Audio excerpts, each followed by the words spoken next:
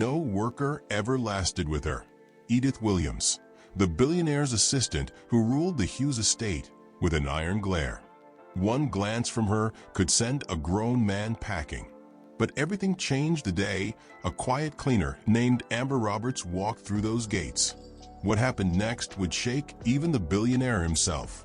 Welcome, dear viewers. If you stand against treating others badly, hit subscribe now. Because people who don't subscribe are the ones who enjoy watching others get humiliated. They said no worker lasted more than a week under Edith Williams, the billionaire's ruthless assistant. In the grand halls of Hughes Manor, fear had its own rhythm. The tap of high heels, the crack of sharp orders, the echo of silence after someone quit. Another maid bursts out of the front door, eyes wet, uniform torn.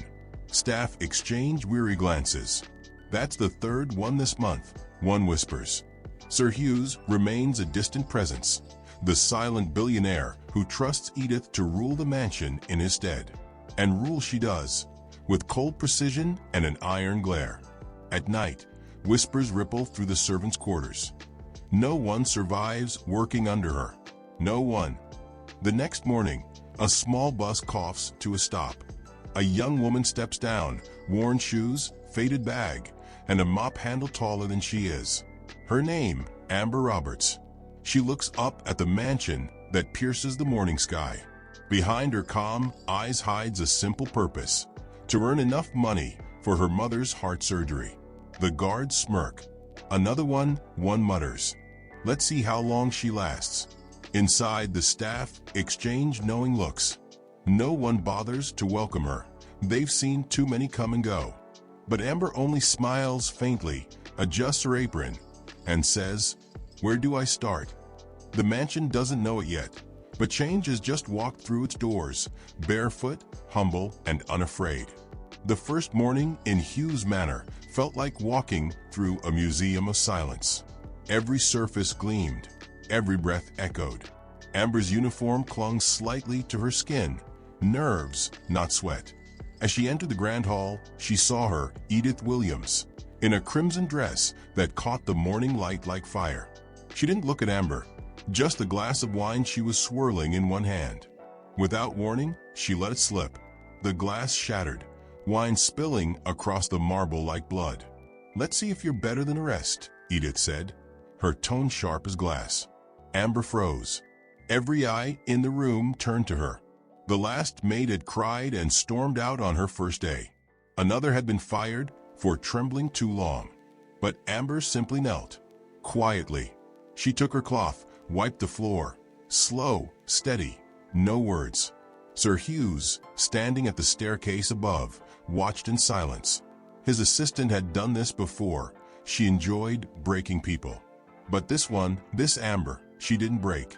When the floor shone again, Amber stood, bowed slightly, and said softly, "It's clean, ma'am." Then she walked away. For the first time in years, Edith Williams didn't have a reply. Days turned into weeks, and Amber became the quiet rhythm of Hughes Manor. Every morning, she was there before dawn. Every night, she was the last to leave. Edith noticed and pushed harder. "This isn't spotless enough. You missed a corner. Start over." Sometimes Edith would drop vases just to see Amber flinch. Sometimes she accused her of things she didn't do, misplacing files, scratching the piano, forgetting instructions. But Amber never argued, never defended herself. Each time, her only words were, "I'm just here to do my job." At first, it made Edith furious. The assistant's cruelty had always found fuel in others' fear. Their reactions fed her control. But with Amber, there was no reaction, no anger, no fear, just peace. By the third week, the staff whispered in the corridors, "She hasn't cried yet? Not once. It's like nothing touches her." And slowly, Edith began to realize something. It wasn't that Amber was weak. It was that she was unbreakable. It was a quiet night, long after the staff had gone to bed. Rain tapped against the windows as Edith sat alone in the study. The woman in red looked nothing like the one who terrified the mansion by day. Her lipstick was smudged, Her hands trembled slightly as she poured another glass of wine. She had just argued with Sir Hughes again. He said she was too harsh, that people left because of her. The words had cut deeper than she'd admit. Amber entered quietly to collect the glasses. She hesitated just for a moment when she saw Edith's reflection in the mirror. The cold assistant looked human, fragile even. Amber placed a hand towel beside her and said softly, "Sometimes it's okay to rest." Then she walked away. Edith didn't answer. She just sat there, staring after her, a strange tightness in her chest. No one had spoken to her with kindness in years.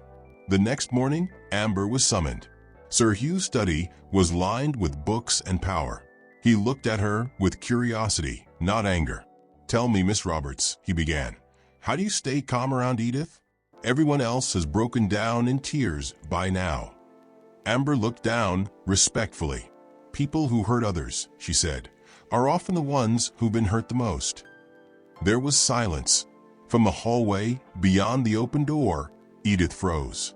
She had been bringing files, but now she couldn't move. Those words hit her harder than any scolding from her boss ever had. She turned away, her eyes glassy. That night, she didn't sleep. She kept hearing Amber's voice in her head, gentle, understanding, undeserved. A storm rolled over Hughes Manor that week. Sir Hughes collapsed during a business meeting. Panic spread through the house like wildfire. With the billionaire hospitalized, Edith was left to manage everything: contracts, schedules, the staff, his calls. She didn't eat, didn't rest. The sharpness in her eyes dulled into exhaustion. Amber noticed. She stayed late, cooking meals Edith would ignore, cleaning offices long past midnight, and quietly organizing the paperwork scattered across her desk. When Edith returned one night, too tired to speak, she found a small note pinned beside a plate of food. "You don't have to fight alone." Her hands trembled. For the first time, she whispered that name: not maid, not cleaner. Amber. And in that whisper, the wall around her heart began to crumble. Weeks later, Sir Hughes returned, weak but recovering. He called everyone into the grand hall. The air was thick with tension. The billionaire cleared his throat. "In my absence," he said, "this house didn't fall apart. It stood stronger. And the reason is one woman." All eyes turned. From today, Amber Roberts will oversee household operations. She's the only one who lasted, not by fear, but by grace. Gasps rippled through the crowd. Amber stood speechless. Then Edith stepped forward. For once, she wasn't the ice queen. Her voice was soft, her eyes wet. "She did the impossible," Edith said quietly. "She made me remember who I was." The staff broke into applause. Even Sir Hughes smiled. Amber bowed, tears welling, but not of weakness, of peace. Months later, Hughes Manor no longer felt like a fortress. It felt alive. Laughter echoed through the hallways. The air that once carried fear now carried warmth. In the mornings, Edith no longer barked orders. She brewed tea. And one afternoon, she poured a cup for Amber herself. "I was once a cleaner too," she confessed. "Mocked, humiliated. I learned to wear cruelty as armor. It kept me safe, but also alone." Amber smiled softly, her eyes kind. "You weren't weak, Edith," she said. "You just forgot what strength really looks like." Amber receiving a call. Her mother's surgery was successful. Tears of relief, joy, and gratitude fill her eyes. The mansion that once broke people now built them. And the woman who came to clean ended up healing everyone. Sometimes strength doesn't roar. It whispers. And in silence it changes everything. If Amber's story touched your heart, tell us where you're watching from.